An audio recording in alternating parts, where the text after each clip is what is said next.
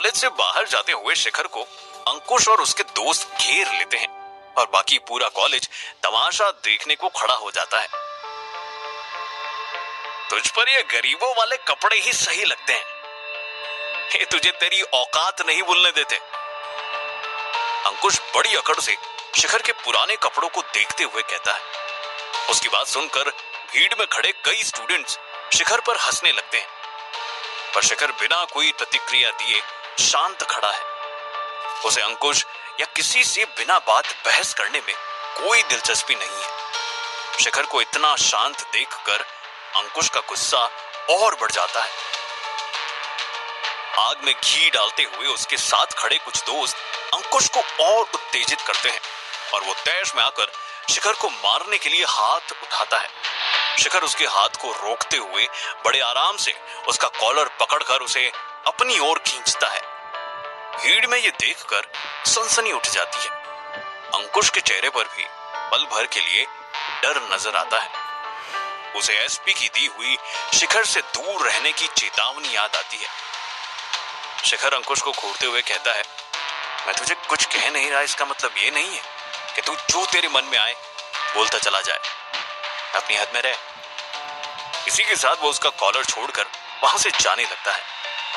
अपने आसपास सभी दोस्तों को हंसते हुआ देखकर अंकुश उसकी ओर घूरते देख गुस्से में बोलता है,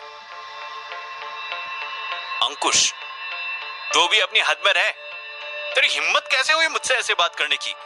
हम सभी यहाँ जानते हैं कि तू इतना अमीर कौन से काम करके बना है। तेरी एक बार पुलिस में शिकायत करती ना, सारी जिंदगी जेल में रहेगा। तू मेरी क्या शिकायत करेगा? तू और तेरे दोस्तों के संदेश आए थे मेरे पास गांजा खरीदने, तब तो तुम में से किसी को ये सब गलत नहीं लग रहा था। उल्टा तुम चाहते थे कि तुम सभी को दोस्ती में थोड़ा सस्ते में दे दूं। क्यों, भूल गया?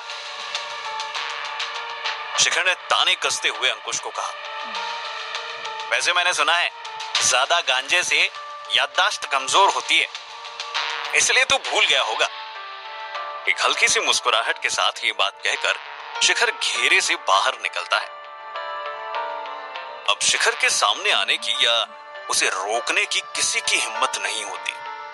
शिखर का जवाब सुनकर अंकुश भी दंग रह जाता है। वो पलट के कुछ कहता है, पर उसकी बात को अनसुना कर शिखर वहां से निकल जाता है। ऐसे वापस कर देने के बाद शिखर को अपना गुजारा करने के लिए कोई ना कोई साधन तो चाहिए ही। यही सोचते सोचते शिखर अपने पुराने रवि के दिलाए डिलीवरी वाले काम के ऑफिस अपने पुराने बॉस के सामने आ खड़ा होता है। तूने इसे अपने बाप का घर समझा हुआ है क्या? जब मन किया काम मांग लिया, जब मन किया बिना बताए छोड़ दिया। गुस्से से घुर्राता हुआ बॉस सामने खड़े शिखर से कहता है, मैं जानता हूं मैंने आपको कोई भी वजह नहीं दी है मुझ पर भरोसा करने की या मुझे फिर से इस नौकरी पर रखने की। शिखर शर्मिंदगी से कहता है, पर पिछली बार आपने जो मेरी मदद की थी, मैं अभी भी उस बात का एहसान बांधता हूं और बस एक मौका चाहता हूं खुद को साबित करके दिखाने का। इस बार मैं आपको कोई भी शिकायत का मौका नहीं देना चाहता। शिखर ये बात इतने विश्वास के साथ कहता है कि उसके बॉस प्रशांत के चेहरे की कठोरता थोड़ी कम होती है। प्रशांत कुछ देर सोचता है और कहता है, मैं तुझे एक और मौका देने के लिए तैयार हूं, मगर पिछली बार का हर्जाना भी भरना होगा। पहले एक हफ्ते तुझे आधी सैलरी ही मिलेगी। मंजूर है तो कल से काम पे आ जाना। प्रशांत ने शिखर को ये बात धमकाते हुए कही, पर शिखर ने मन ही मन ठाना कि इस बार जो भी हो जाए वो इस मौके को हाथ से नहीं जाने देगा। शिखर विनम्रता से सर हिलाता है और एक छोटी सी मुस्कुराहट लिए दफ्तर से बाहर निकल जाता है। शिखर कंपनी के बाहर निकल ही रहा होता है कि रवि उसे अचानक यहां देखकर चौंक जाता है। अरे तू यहां क्या कर रहा है? मुझे लगा इस गरीब को तो तू भूल ही गया होगा अब तक। शिखर पर तंज कसते हुए रवि बोलता है, घर चल, वहां आराम से बैठ के बातें करेंगे। शिखर का हाथ खींचते साथ ले जाते हुए रवि कहता है। रवि की बात काटते हुए शिखर बड़ी गंभीरता से कहता है, तुझे कुछ जरूरी बात बतानी है। मुझे मेरी डिलीवरी वाली नौकरी वापस मिल गई, कल से काम शुरू करना है। शिखर की बात सुनकर रवि हैरान हो जाता है। तू अब डिलीवरी वाली वो छोटी सी नौकरी क्यों करेगा? और मैंने तो सुना था तूने होटल भी खरीद लिया है। इतनी जल्दी सारे पैसे उड़ा दिए क्या? रवि हंसते हुए पूछता है।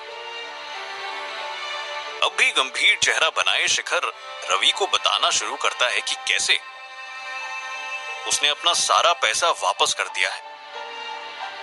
ये बात सुनकर रवि के चेहरे की मुस्कुराहट तुरंत गायब हो जाती है और वो दंग होकर बस शिखर को देखते जाता है। मुझे मेरी जिंदगी अपने दम पर जीनी है, रवि को समझाने की कोशिश करते हुए शिखर अपनी बात रखता है।